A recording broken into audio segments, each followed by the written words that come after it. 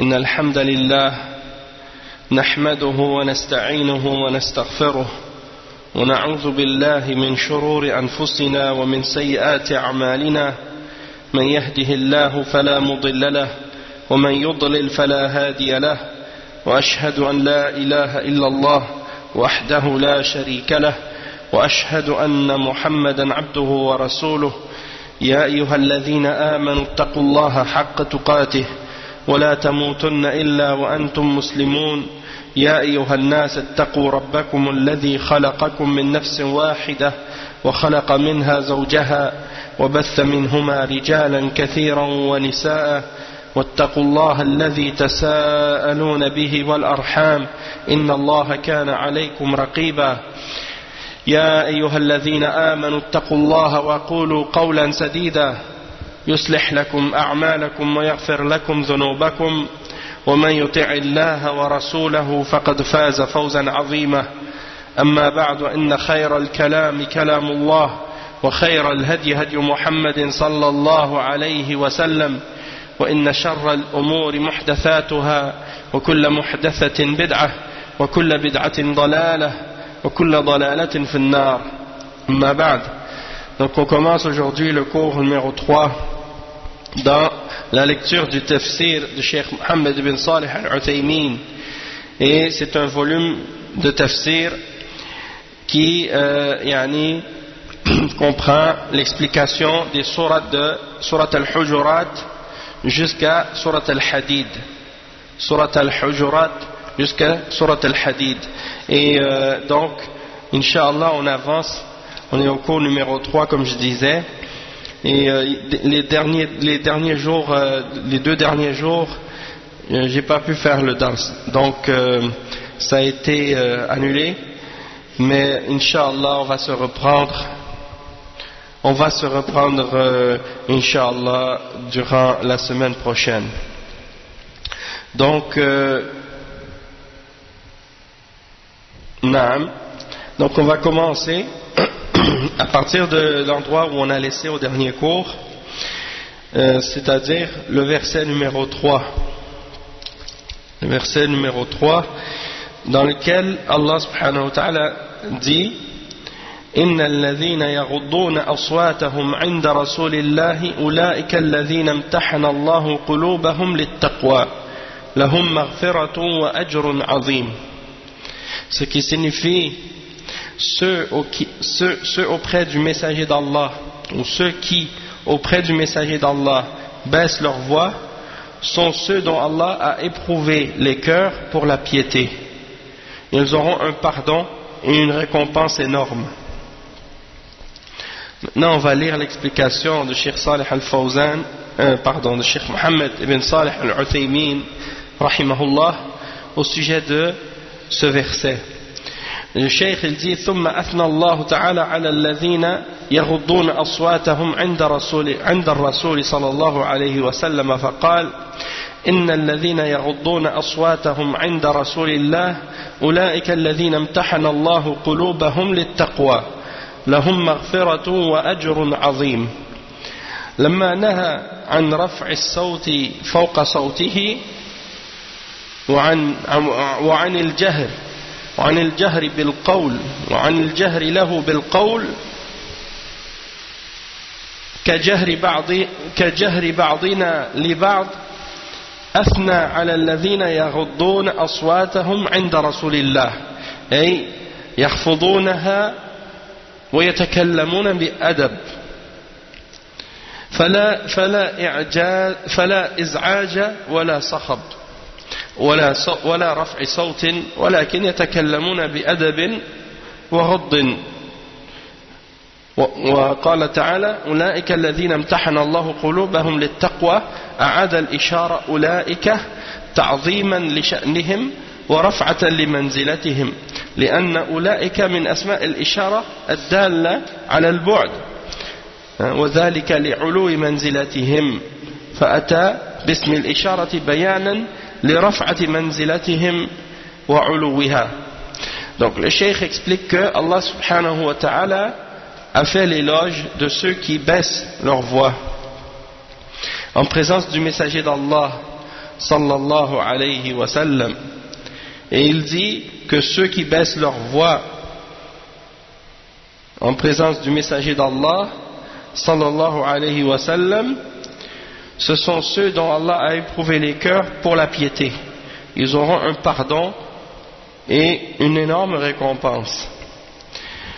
Et donc, étant donné que, qu'est-ce qu'on a mentionné à propos du verset précédent, au sujet de ceux qui élèvent leur voix au-dessus de la voix du messager, sallallahu alayhi wa sallam, et on a mentionné que Allah subhanahu wa ta'ala, il a interdit aux croyants d'élever leur voix au-dessus de celle du messager d'Allah, sallallahu alayhi wa sallam. Eh bien, on voit que, ici, c'est l'éloge de ceux qui baissent leur voix.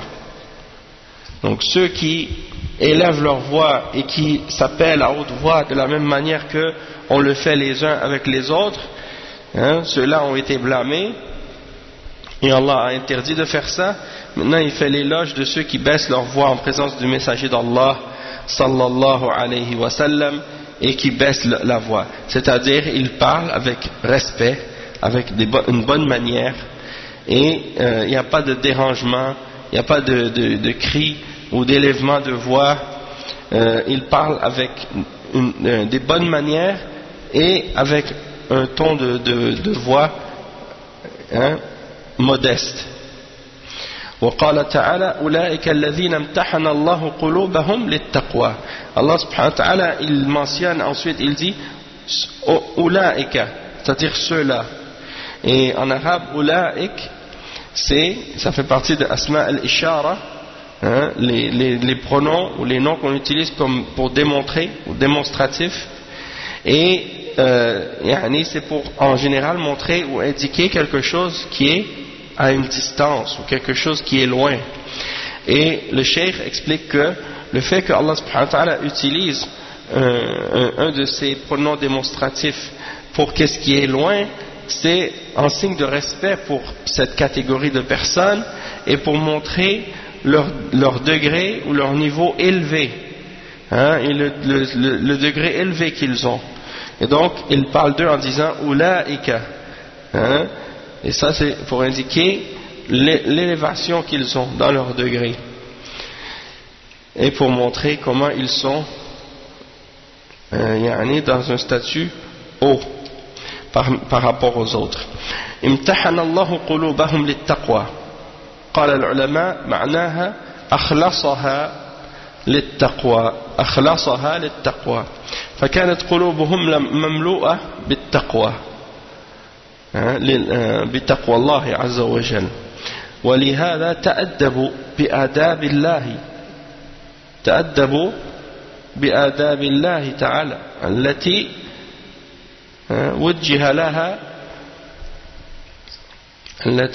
وجه لها يعني فغضوا أصواتهم عند الرسول صلى الله عليه وسلم فأخبر عن ثوابهم لهم مغفرة وأجر عظيم يعني مغفرة من الله لذنوبهم وأجر عظيم على أعمالهم الصالحة. Donc le cheikh explique, il dit que ceux, ensuite Allah subhanahu wa ta'ala, quand il dit ceux-là sont ceux c'est-à-dire sont ceux que Allah a éprouvé leur cœur pour la piété, ou Allah a éprouvé leur cœur pour la piété, il dit que ça signifie, que les ulama ont dit que ça signifie que Allah subhanahu wa ta'ala a purifié leur cœur par la piété, ou bien pour la piété. Allah subhanahu wa ta'ala a purifié leur cœur par la piété d'Allah subhanahu wa ta'ala, et c'est-à-dire que leur cœur est rempli de piété envers Allah, et c'est pour cette raison-là qu'ils ont adopté des bonnes manières envers le messager d'Allah sallallahu alayhi wa sallam. Ils ont fait preuve de bonnes manières et ils ont adopté les manières que Allah subhanahu wa ta'ala leur a enjoint. Et donc ils ont baissé la voix en présence du messager d'Allah sallallahu alayhi wa sallam. Et il leur a mentionné ensuite la récompense qu'il leur a promis du fait qu'ils ont fait preuve de cette piété-là, et il leur dit, pour eux, il y aura un pardon et une récompense énorme. Donc, un pardon de la part d'Allah subhanahu wa ta'ala pour leurs péchés, et une grande récompense pour leurs bonnes œuvres, les bonnes œuvres qu'ils ont faites. Et il dit ensuite, وفي هذه الآية إشارة إلى أن الصلاح صلاح القلب، أن الصلاح صلاح القلب لقوله امتحن الله قلوبهم للتقوى، كما قال النبي صلى الله عليه وسلم في الحديث الصحيح التقوى ها هنا، وأشار إلى صدره الذي هو محل القلب ثلاثا، التقوى ها هنا، التقوى ها هنا، التقوى ها هنا. ولا شك أن التقوى تقوى القلب، أما تقوى الجوارح وهي إصلاح ظاهر العمل فهذا يقع حتى من المنافقين، فهذا يقع حتى من المنافقين. وإذا رأيتهم تعجبك أجسامهم وإن يقولوا تسمع لقولهم. Donc le cheikh il explique ensuite, il dit que dans ce verset, quand Allah subhanahu wa ta'ala il dit que Allah a éprouvé leur cœur par la foi, c'est-à-dire que Allah a purifié leur cœur, éprouvé leur cœur pour la piété, donc ça veut dire qu'il a purifié leur cœur pour la piété. Et il dit que ça c'est pour indiquer que le vrai bien et la vraie réforme, c'est la réforme du cœur. Comme le prophète sallallahu alayhi wa sallam, il dit dans le hadith authentique, at-taqwa ha huna, c'est-à-dire que le prophète sallallahu alayhi wa sallam parlait et tout d'un coup il a pointé vers son cœur, sur sa poitrine, et il a dit, la piété c'est ici, la piété c'est ici, la piété c'est ici, en voulant dire son cœur, et il l'a répété 3 fois. Et il n'y a donc pas de doute que la piété, c'est la piété du cœur. Il dit en ce qui concerne la piété du corps, eh bien, ce sont les actes qui sont bonnes en apparence, les bonnes œuvres qu'on fait. Mais le cheikh explique que ça peut arriver même de la part des hypocrites. C'est-à-dire que de faire des bonnes œuvres en apparence avec le corps, et les œuvres extérieures, il dit ça c'est quelque chose, même les hypocrites, al-munafiqoun, ils peuvent faire des bonnes œuvres en apparence avec leur corps. Et Allah subhanahu wa ta'ala, il mentionne justement dans le Coran, il dit وَإِذَا رَأَيْتَهُمْ تُعْجِبُكَ أَجْسَامُهُمْ, c'est-à-dire si tu les vois, leur apparence physique te plaît. C'est des gens qui sont d'une belle apparence. Et lorsqu'ils parlent, tu écoutes leurs paroles. Donc c'est pour dire qu'ils parlent bien. C'est des gens qui ont une belle apparence et qui parlent bien, mais ce sont des hypocrites. ولكن الكلام على تقوى القلب التي هي الصلاح التي هي بها الصلاح نسأل الله تعالى أن يرزقنا ذلك. Donc le cheikh il dit, donc nous on parle de la piété du cœur, et c'est par cette piété du cœur qu'il y a du bien et qu'il y a une réforme. Et le cheikh il dit ensuite نعم, il dit ولكن الكلام على تقوى القلب التي هي بها الصلاح نسأل الله تعالى أن يرزقنا ذلك. On demande à Allah subhanahu wa ta'ala qu'il nous donne cette piété du cœur.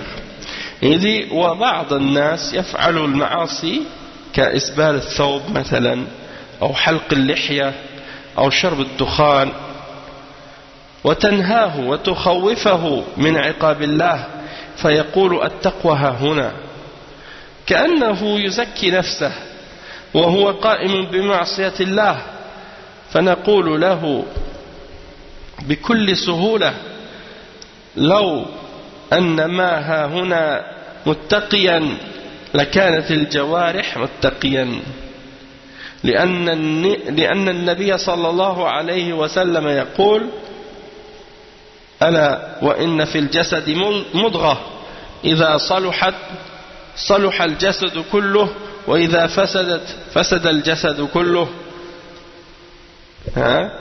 Il a dit ألا وهي القلب. Donc le cheikh il explique ici, il dit que certains parmi les gens ils font des péchés. Certains hommes, certaines femmes, ils font des péchés. Et ils font par exemple certains péchés qui sont très répandus. Des péchés qu'on retrouve et qui sont pratiqués par beaucoup de gens, malheureusement. Et parfois, c'est des choses qui sont répandues et propagées, donc c'est des choses que les gens connaissent. C'est-à-dire les gens savent que ces choses-là sont haram, mais ils les font quand même. Et le cheikh il donne des exemples. Il dit par exemple, ils font al-isbal, isbal al-thawb. Isbal al-thawb, ça veut dire quoi? Isbal al-thawb, ça veut dire que tu laisses descendre tes vêtements. Tu les laisses descendre et tu les laisses dépasser la cheville. Parce que le prophète sallallahu alayhi wa sallam a interdit qu'on porte un vêtement qui dépasse la cheville pour les hommes. Il a dit Ma asfala min al-ka'bayni fa fi an-nar. Qu'est-ce qui est plus bas que les chevilles?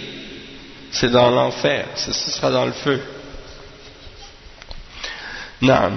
Et il mentionne d'autres exemples également. Donc parfois tu rentres dans certaines mosquées, Allah al-Musta'an, tu regardes les pantalons, le bas des pantalons des gens ou le bas des qamis, et ils sont tous en bas de la cheville. Donc ça c'est pas correct du tout. Il faut que les pantalons soient au-dessus de la cheville, et ça c'est le minimum. Donc ça c'est un exemple de péché que les gens font. Un autre exemple c'est le fait de raser la barbe. Ça aussi c'est une chose qui est répandue chez les musulmans, et on entend, ou plutôt on voit des gens qui se rasent la barbe, et on entend des gens qui prétendent même que de la raser c'est pas un péché, ou que c'est halal, ou que c'est permis, alors que c'est clair que raser la barbe c'est haram. Et le prophète sallallahu alayhi wa sallam a interdit de raser la barbe. Le prophète sallallahu alayhi wa sallam a dit U'fu 'anil liha wa qassu ash-shawarib. C'est-à-dire laissez pousser la barbe et couper la moustache. Aujourd'hui, on retrouve le contraire malheureusement chez les gens. La mode, en particulier chez les Arabes et dans les pays arabes, qu'est-ce qu'ils font les gens? Ils font le contraire de l'ordre du prophète sallallahu alayhi wa sallam. Le prophète sallallahu alayhi wa sallam a dit laissez pousser la barbe et couper la moustache. Eux, ils laissent pousser la moustache et ils coupent la barbe, ou ils rasent la barbe. Allah musta'an. Et ça c'est haram.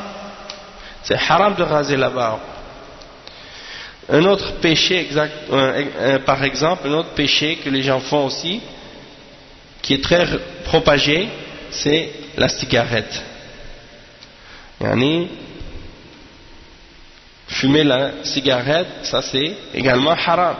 Et c'est quelque chose qui est propagé, qu'on retrouve, c'est répandu, Allah al-Musta'an. Et maintenant il y a une génération qui est sortie de jeunes qui ont pris cette mauvaise habitude là aussi. Des étudiants ou bien des jeunes qui traînent dans la rue parfois, dans les sorties de métro ou bien dans les endroits comme ça où ils se rassemblent, et tu les vois devant les immeubles, et puis ils vont fumer la cigarette. Quand ils ont une pause, ils vont avec les koufars, ils vont prendre leur cigarette.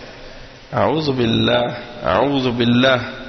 Et la façon comment ils fument comme si c'était bon pour la santé. C'est-à-dire, avec l'intensité avec laquelle ils fument leurs cigarettes, on dirait que c'est tellement intense qu'on dirait qu'il y a des vitamines là-dedans. Allah al-Musta'an. Alors qu'ils savent très bien que c'est quelque chose qui est mauvais pour la santé et qui cause plein de maladies graves. Et Allah subhanahu wa ta'ala il dit dans le Coran, وَلَا تُلْقُوا بِأَيْدِيكُمْ إِلَى التَّهْلُكَةِ. Ne faites pas vos mains d'être la source de votre perte ou de vous amener à votre perte à cause de vos deux mains, c'est-à-dire vous êtes la cause de votre propre perte à cause de vos deux mains. Et d'acheter de la cigarette, ça fait partie de ça, sans compter que c'est du gaspillage d'argent aussi. Il y a aussi donc par rapport à ça, il y a une autre chose maintenant qui est à la mode, que les jeunes font, Allah musta'an, et même ils ouvrent même des endroits où ils se réunissent pour faire ça en groupe.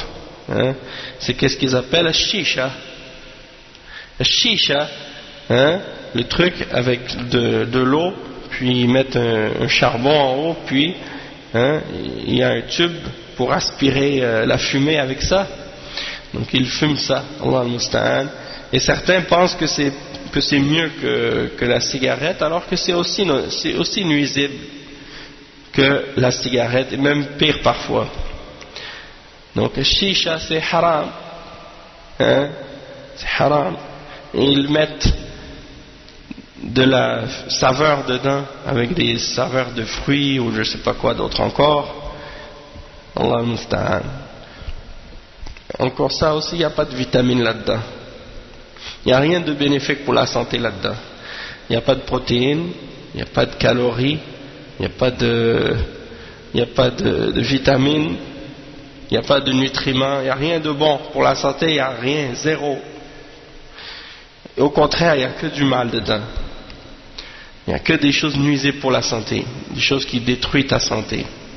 Et non seulement ça, mais Allah al-Musta'an, les compagnies de tabac, qui font des profits, des millions, des milliards de profits par année, eh ben, ils écrivent même sur le paquet maintenant que ça peut causer la mort, que ça peut causer le cancer, que ça peut faire plein de problèmes, et les gens continuent à fumer comme si rien n'était. C'est pour montrer l'inconscience des gens et la passion. C'est ça la passion qui aveugle. Il y a aussi un autre truc qui est apparu dernièrement, et c'est les petites, comme cigarettes électriques. Ils appellent ça, je ne sais pas comment ils appellent ça, mais c'est comme des genres de petits bâtons là avec des fumées, puis ils vendent des capsules pour mettre à l'intérieur avec différentes odeurs, différentes saveurs. Et il y a même de la nicotine que tu peux rajouter là-dedans. Donc tout ça aussi, ça rentre dans les choses qui ne sont pas permises. Et c'est pour imiter la vraie cigarette. Il y en a qui disent que c'est un comment on dit, une alternative à la cigarette. Allah al-Musta'an. C'est une autre fitna. Et donc c'est ça, c'est du gaspillage aussi, gaspillage d'argent. Pourquoi tu vas acheter ça pour fumer de l'air, pour fumer tu prends ton argent, puis tu achètes quelque chose avec qui te donne rien en retour, rien de bon pour la santé en retour, et qui te cause des maladies et des problèmes de santé, et à la fin tu te retrouves avec moins d'argent. Donc c'est comme si tu prenais ton argent puis tu le brûlais direct. Allah al-Musta'an. Donc ça c'est des exemples de péchés que le cheikh il a mentionné, et en particulier dans le Ramadan. En particulier dans le Ramadan, ça c'est des choses graves. Aussi bon, le cheikh, il y a d'autres péchés que les gens font, même qu'on voit souvent puis que le cheikh il n'a pas mentionné, mais on peut mentionner ça aussi. Les femmes qui sortent sans se voiler correctement. Il y a celles qui sortent sans se voiler du tout, parmi les musulmanes, c'est-à-dire elles s'habillent comme les femmes qui sortent, qui sont pas musulmanes, les femmes juives, chrétiennes, athées, mécréantes, qui se voilent pas. Donc il y en a qui sortent comme ça aussi, de la même façon. C'est-à-dire que quand tu les vois dehors, tu peux pas savoir si elles sont musulmanes ou non, parce qu'elles ont pas des habits des femmes musulmanes. Et il y a celles qui se voilent mais qui se voilent pas correctement, c'est-à-dire que leur voile il ne respecte pas les conditions, les 8 conditions de la charia. Et parmi les plus importantes de ces conditions-là, c'est que le vêtement doit être ample et il doit être opaque et il doit couvrir le corps au complet, de la tête jusqu'aux pieds. C'est-à-dire qu'il ne doit pas laisser paraître aucune des formes du corps de la femme. Donc c'est pas seulement comme certains s'imaginent de cacher la chevelure de la femme. Cacher la chevelure, c'est une des choses qui doit être couverte. Mais il y a également toutes les autres tous les autres atours de la femme qui doivent être couverts également. Donc par rapport au péché dont on vient de parler, que le cheikh a mentionné, c'est très important de comprendre que ces péchés-là, on doit essayer de notre possible, chaque musulman doit faire des efforts pour s'en débarrasser s'il est touché par ce genre de péché. Et c'est des péchés en général, les gens ils continuent à les commettre, même parfois quand ils savent que c'est haram, et c'est des mauvaises habitudes. Pourquoi? Parce que c'est des mauvaises habitudes qu'ils ont pris. Par exemple, les femmes qui portent pas le hijab, souvent elles ont pris la mauvaise habitude de ne pas se voiler. Soit parce que dans leur famille, les femmes ne se voilent pas. Alors elles continuent à ne pas se voiler. Donc c'est des mauvaises habitudes qui sont héritées parfois de génération en génération jusqu'à ce que Allah subhanahu wa ta'ala guide une des personnes de cette famille à revenir à l'obéissance et à la pratique de l'islam, et donc là les gens commencent à le faire. De même que la barbe, c'est la même chose, et l'isbal, la même chose, de laisser dépasser les vêtements en bas de la cheville. Donc tout ça c'est des choses, les gens, même des gens qui pratiquent l'islam parfois, ils font ces péchés-là. C'est-à-dire même les gens qui vont à la prière, qui font les 5 prières par jour et qui vont à la mosquée, eh bien ils se rasent la barbe, ils laissent les pantalons en bas de la cheville, et des choses de ce genre, ils fument. Donc imaginez ceux qui viennent pas à la mosquée, ou ceux qui prient pas. Eh bien on retrouve ces péchés-là encore plus chez eux.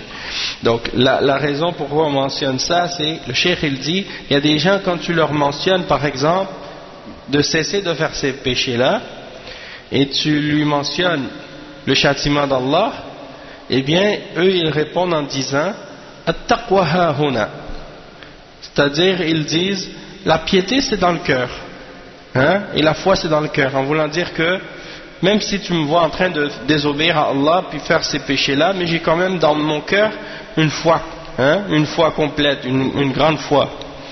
Et le cheikh il dit c'est comme s'ils sont en train de se purifier eux-mêmes et de se faire des éloges à eux-mêmes, et alors qu'ils sont sur des péchés, et ils sont sur des péchés persistants, ils sont établis sur des péchés et ils n'en reviennent pas.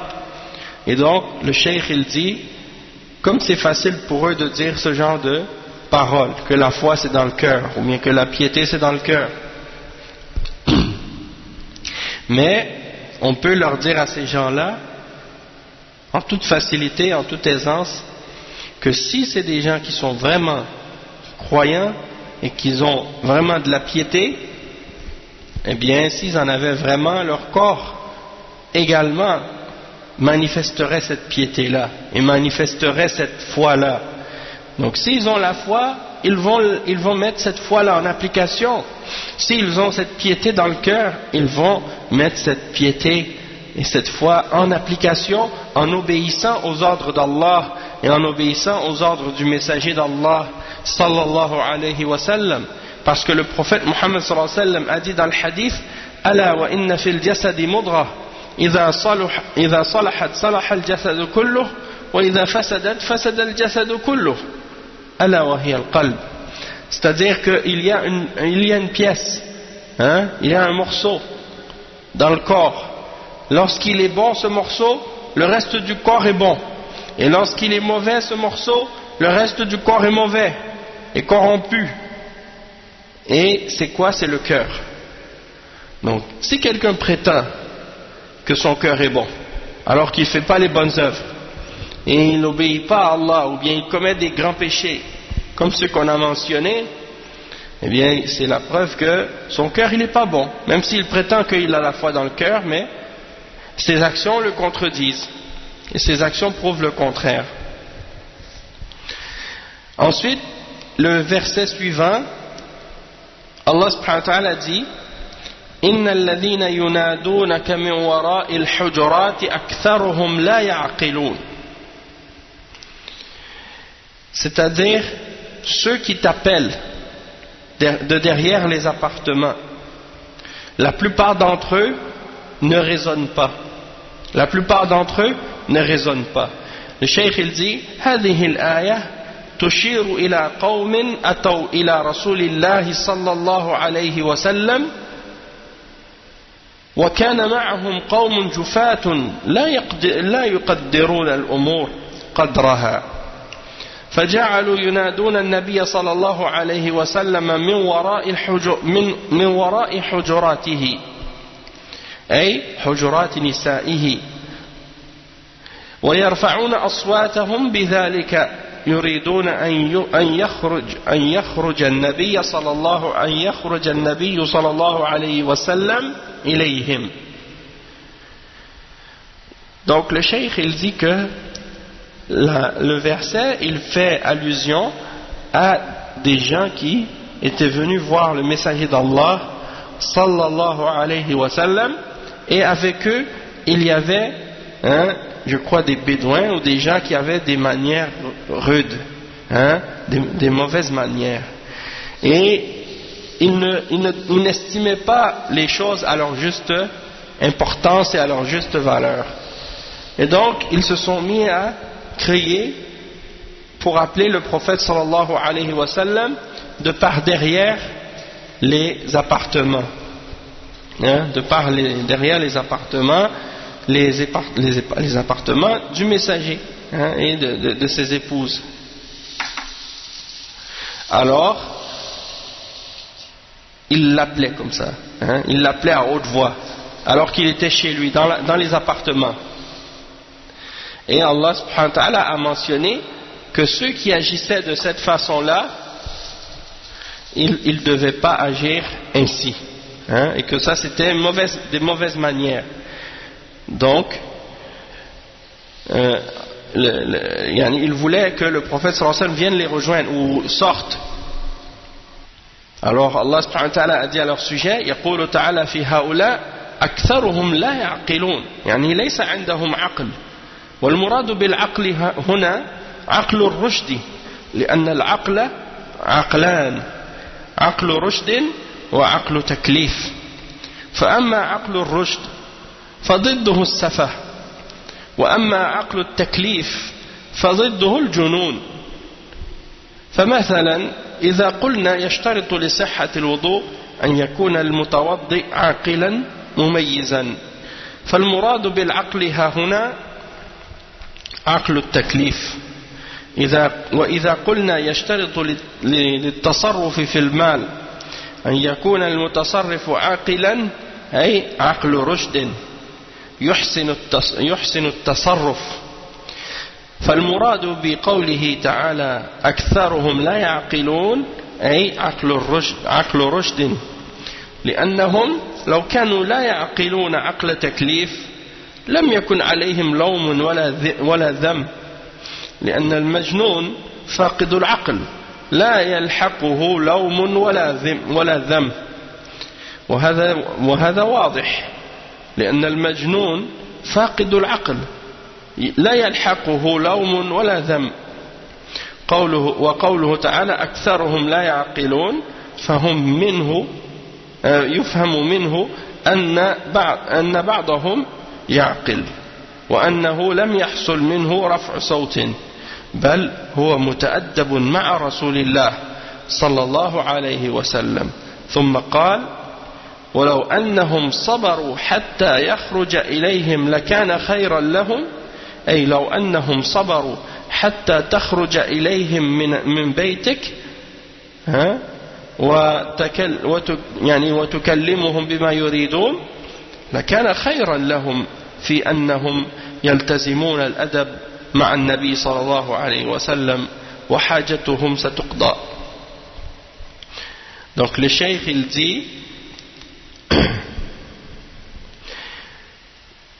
il dit que Allah subhanahu wa ta'ala a mentionné à propos de ceux-là que la plupart d'entre eux ne raisonnent pas, c'est-à-dire ils n'ont pas de aql, ils n'ont pas de raison dans le sens que c'est des gens qui sont faibles d'esprit.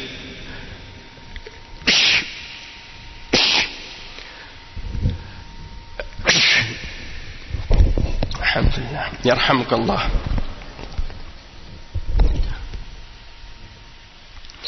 Donc c'est des gens qui sont faibles d'esprit et ça ne veut pas dire que ce sont des fous, des gens qui ont perdu la raison complètement. Et donc c'est ça que le cheikh explique, il dit en réalité quand on dit l'aql, ça peut vouloir dire deux différentes formes de aql.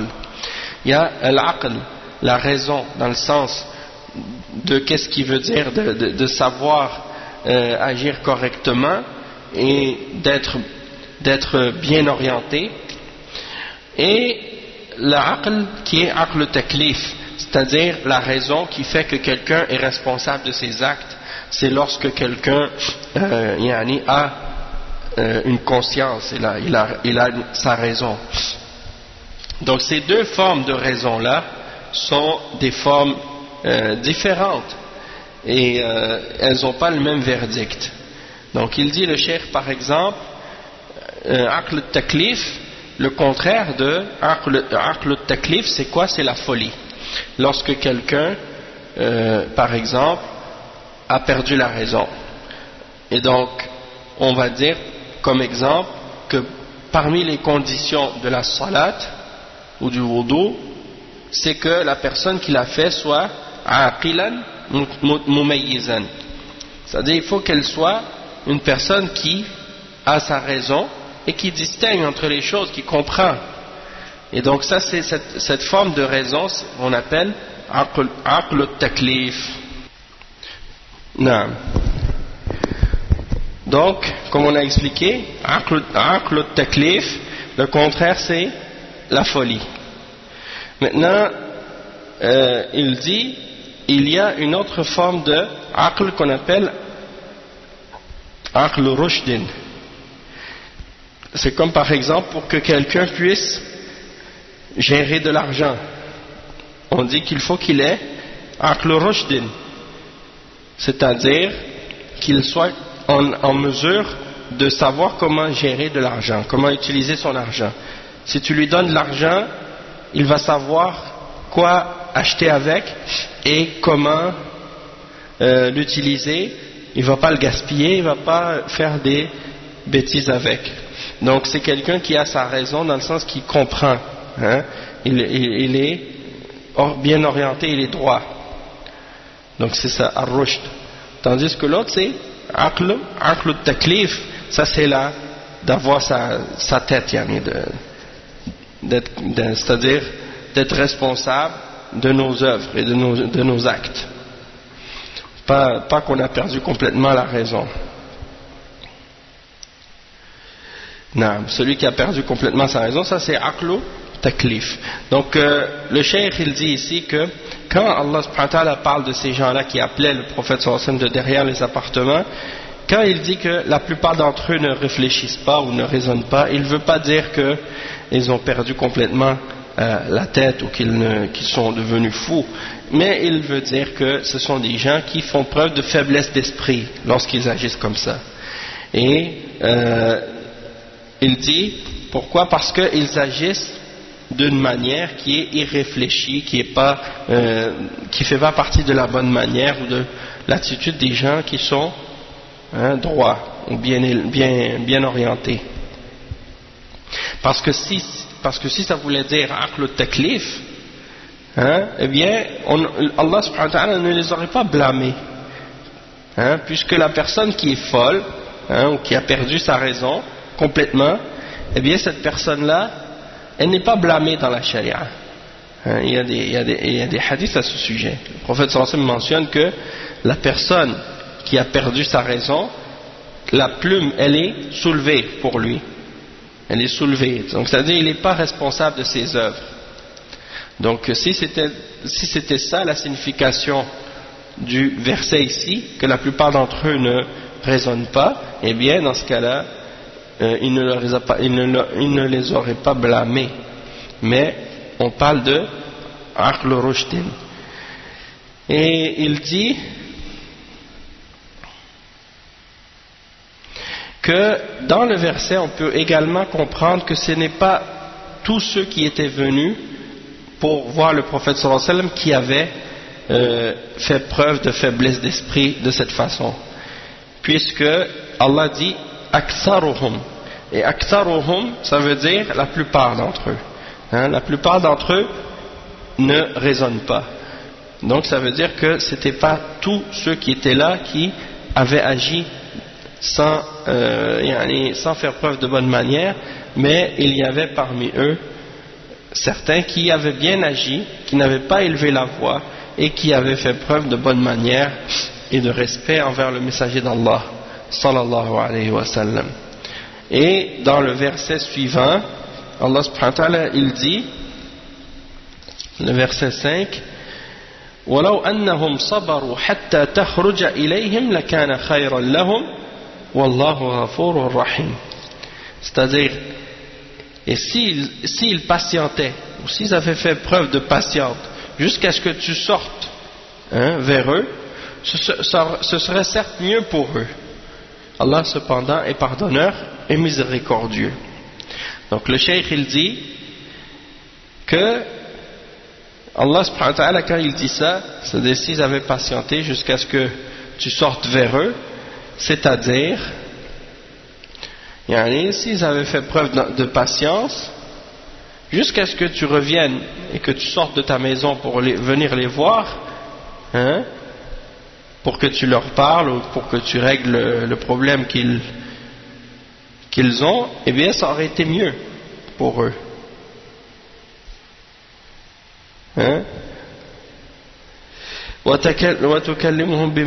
Donc tu leur parles et tu leur dis, donc ici le prophète sallallahu alayhi wa sallam, s'ils avaient fait preuve de patience et que le prophète sallallahu alayhi wa sallam, s'ils avaient attendu jusqu'à ce qu'ils sortent pour leur parler, qu'ils auraient gardé les bonnes manières jusqu'à ce que le prophète sallallahu alayhi wa sallam vienne régler la situation, ça aurait été mieux pour eux. لأن الرسول صلى الله عليه وسلم لم يأته أحد في حاجة إلا قضاها وإذا كان يدركها وهو أحق الناس بقول الشاعر ما قال لا قط إلا في تشهده ولولا التشهد لكانت لاؤه لولا التشهد كانت لاؤه نعم. Donc le cheikh lui il dit que le prophète sallallahu alayhi wa sallam, quand quelqu'un venait lui présenter un problème ou lui demander quelque chose, il réglait toujours le problème de cette personne, c'est-à-dire il ne laissait jamais une personne sans répondre à son besoin. Donc s'il était capable il le faisait, et donc il est la personne qui mérite le plus. Qu'est-ce que le poète a dit à ce sujet-là? Et il mentionne la parole du poète pour dire que il ne disait jamais non, et même son non était un oui. Donc c'est-à-dire en voulant dire que il refusait jamais personne. Il dit Wallahu ghafurur rahim. À la fin du verset, Allah subhanahu wa ta'ala dit Wallahu ghafurur rahim. C'est-à-dire que Allah subhanahu wa ta'ala est pardonneur et miséricordieux. Et là, le cheikh, il va expliquer certaines choses qui ont rapport avec ces noms-là, qui sont à la fin de ce verset. et nous on va l'expliquer Inch'Allah demain bi'idhnillah. Donc on va s'arrêter ici pour aujourd'hui. Subhanakallahumma wa bihamdik ashhadu an la ilaha illa ant astaghfiruka wa atubu ilayh wa sallallahu wa sallam ala nabiyyina Muhammad wa ala alihi wa sahbihi ajma'in. Wassalamu alaykum wa rahmatullahi wa barakatuh.